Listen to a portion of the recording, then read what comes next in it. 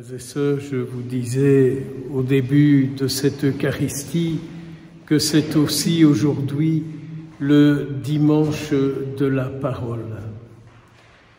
Le pape François, se rendant compte que la parole de Dieu est peu méditée, qu'on y est peut-être trop peu attentif, et que c'est un dommage pour notre vie, et que c'est une perte bien grande pour notre monde, a voulu ce dimanche qu'il soit le dimanche de la parole. Cette attention à la parole de Dieu est assez neuve, si on peut dire, dans l'histoire de notre Église. Après tous les événements du protestantisme, avec les histoires de Luther, l'Écriture sainte a été mise sous verrou. J'avance dans le temps. Dans les camps de concentration durant la guerre, les protestants étaient forts, plus forts que les catholiques. Parce que les protestants qui, eux, continuaient de fréquenter la parole de Dieu, avaient cette force en eux. Car la parole de Dieu est en nous la force de Dieu. Faites cette expérience, je vous en supplie. Faites cette expérience. Que la parole de Dieu que vous retenez, que vous gardez, que vous chérissez en vous, qu'elle soit vraiment la parole sur laquelle vous vous appuyez et à partir de laquelle vous pouvez franchement vous appuyer et construire votre vie. Et du coup, dans les années 50, les catholiques ont beaucoup travaillé, déjà début 1900, mais dans les années 50, les catholiques ont beaucoup travaillé à faire des traductions de la Bible pour que tout le monde puisse avoir accès à cette parole. Et le Concile Vatican II, tellement critiqué, a écrit ce très beau texte intitulé Dei Verbum, l'importance du Verbe, l'importance de la parole de Dieu dans nos vies.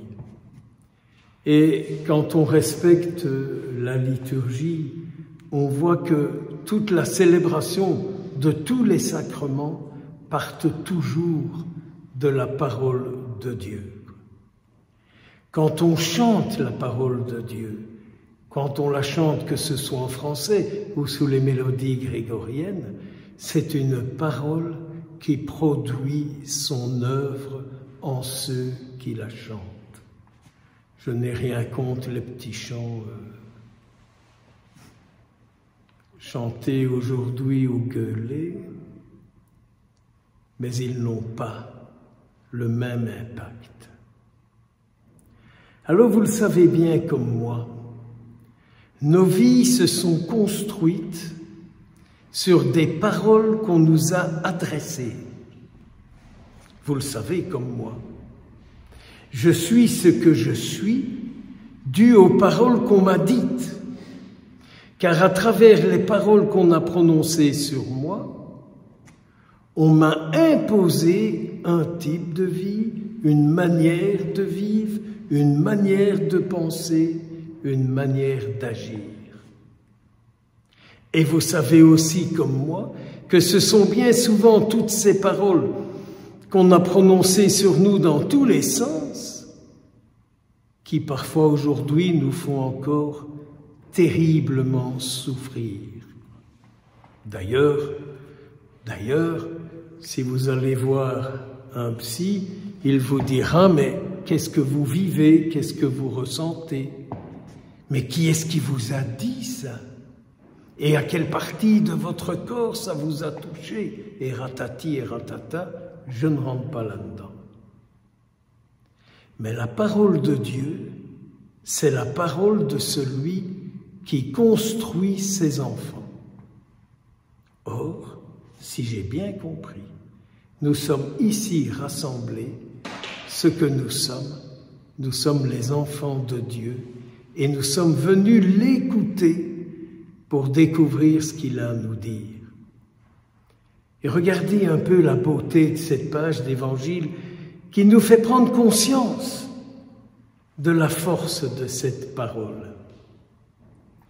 Jésus apprend l'arrestation de Jean-Baptiste. Et vous savez que Jean-Baptiste disait à Hérode que c'était très mal ce qu'il avait fait. Il avait piqué la femme de son frère. Et cette fameuse femme était fâchée et elle en voulait à Jean-Baptiste. Et le jour de l'anniversaire du roi Hérode, sa fille, la fille de cette femme, Hérodiade, est rentrée en dansant. Et comme Hérode était un homme très touché par la gesticulation du sexe féminin, a été terriblement séduit et il a dit « Écoute, demande-moi ce que tu veux et je te le donnerai même si c'est la moitié de mon royaume. » Et cette fille perdue, qu'est-ce qu'elle fait? Elle va dire à sa mère « Mais dis-moi qu'est-ce que je lui demande ?» L'alliance de deux esprits tordus, la mère et la fille. « Dis-moi qu'est-ce que je vais lui demander ?» Et la mère dit, dis-lui d'avoir la tête de Jean-Baptiste sur un plateau. Et le roi Hérode est complètement troublé. Mais comme il a pris ce serment devant tout le monde, il envoie des gardes décapiter Jean-Baptiste et ramener la tête de Jean-Baptiste sur un plateau. Il le donne à cette fille qui a dansé et cette fille donne la tête de Jean-Baptiste à sa mère. Donc vous voyez, la parole dite, ce qu'elle peut engendrer comme mal. Parce qu'il a pris un engagement et il n'a pas voulu renier son engagement, il a préféré faire zigouiller Jean-Baptiste. Et Jésus se rend bien compte qu'il est grand temps qu'il parle. Et donc Jésus se met en route. Il rencontre Pierre et son frère, André, et il leur dit « Venez à ma suite, et je ferai de vous des pêcheurs d'hommes. » Mais quelle force dans la parole du Christ pour que ces deux garçons plaquent la barque, tout le bazar, et qu'ils se mettent à la suite de Jésus. Est-ce que vous pourriez, dans votre prière, tout au long de cette semaine, demander au Seigneur qu'il vous fasse expérimenter la puissance de ce qu'il dit? Un peu plus loin, il y a notre brave Saint Jean qui est là aussi avec son frère, dans la barque de leur père, Zébédée, ils réparent leur filet, et Jésus leur adresse la même demande, et ils les suivent. La force de la parole du Christ, lorsqu'elle est reçue, elle produit des merveilles. Elle change complètement une vie, elle bouleverse complètement une vie. Ils se lèvent et ils mettent à la suite de Jésus. Ils sont capables de tout abandonner pour devenir des pêcheurs d'hommes. C'est autre chose.